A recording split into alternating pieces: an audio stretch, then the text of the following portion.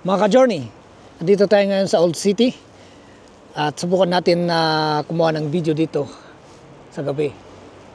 At relaxing naman yung mood, napakaganda yung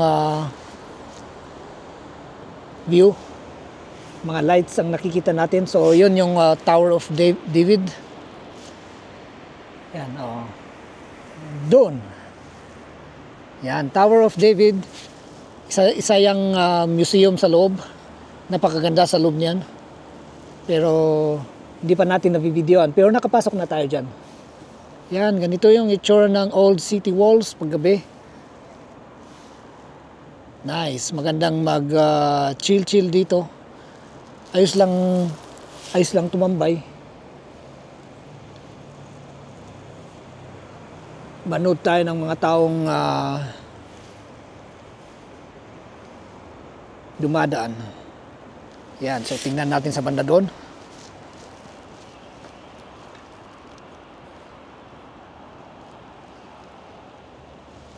Dito naman mga ka-journey, doon, yung saan ba? Paano ko ba ituturo? Basta dyan, yung Jaffa Gate. Yan yung isang pinakasigat na gate papasok dito sa Old City Walls. Yung walls na to ay dating pa nung 1500s. 1530s. Na pinatayo ito ni Sulaiman the Great. Woo, wow.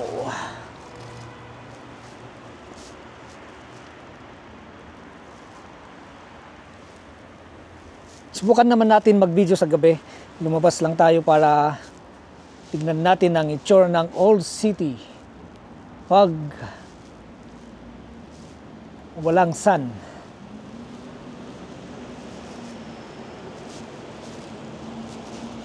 Hay.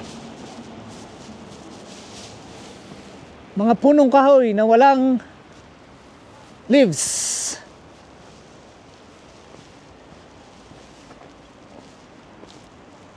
Napakaganda ng Jerusalem kahit gabi. Super wow. Lumalamig na mga ka-journey.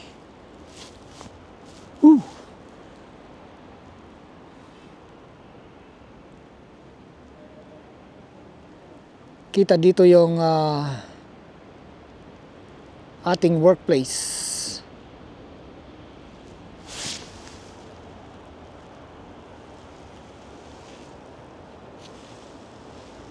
Dito yung dalawang building na mataas na yan. Hindi pala to pwede mag-zoom pag naka night mode.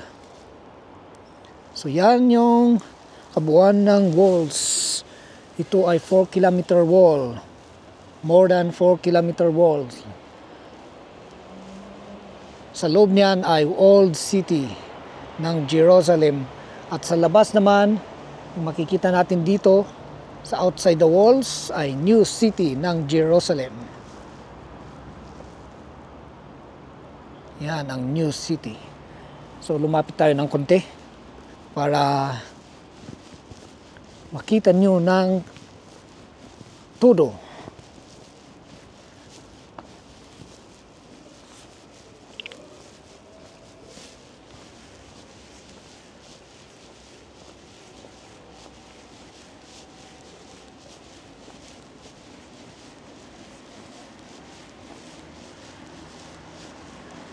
Pagbaba mo naman dito,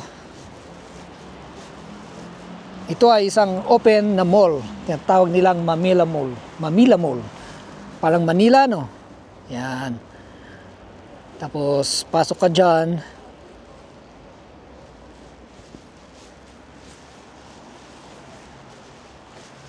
Hanggang dito, walang katao-tao ngayon.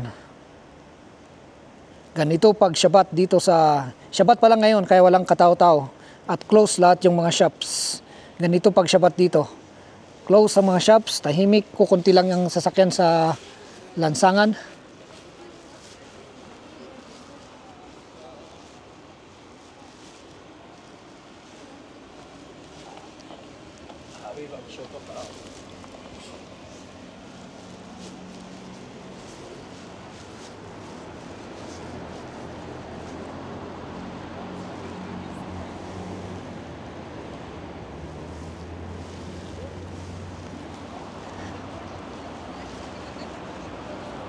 Ito mga ka-journey, sa atin tong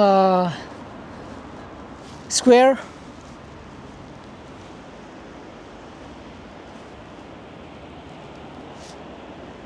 Pag hindi siya bat, punong-puno yung lugar na ito.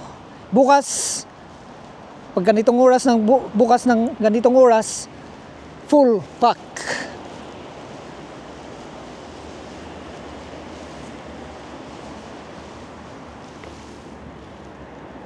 Tabingi yung pagka tayo ng ating camera.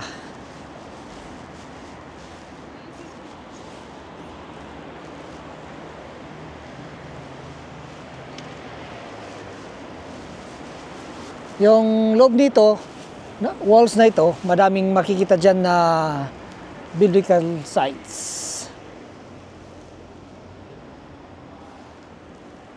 Tulad ng Church of the Holy Sepulchre.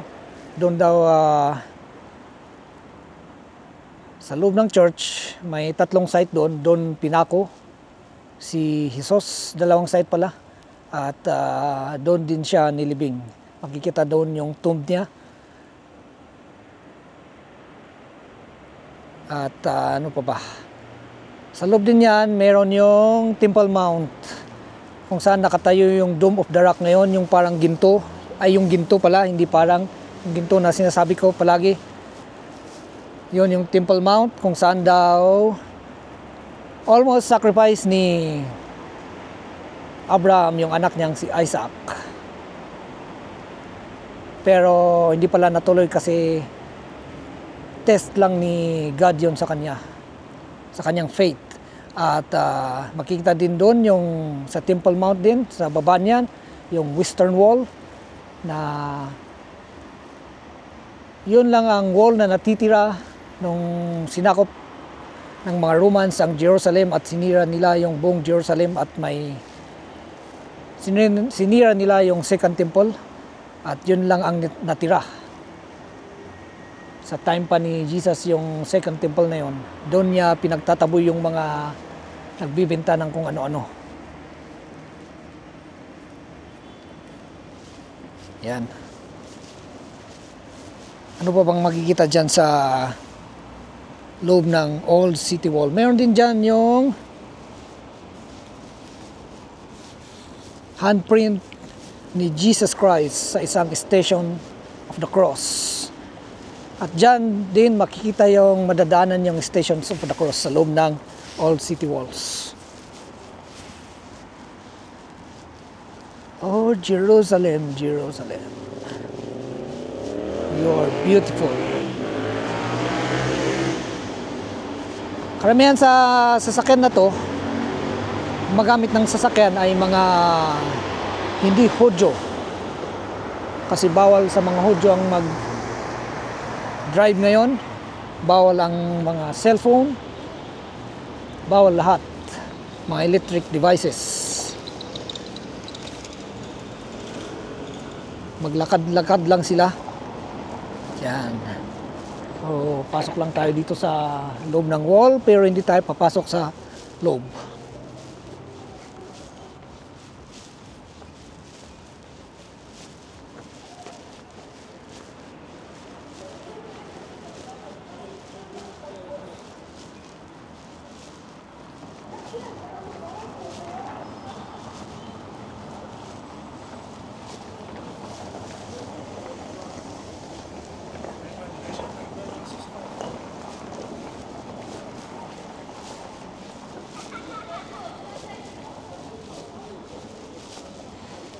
Tahimik mga ka-journey.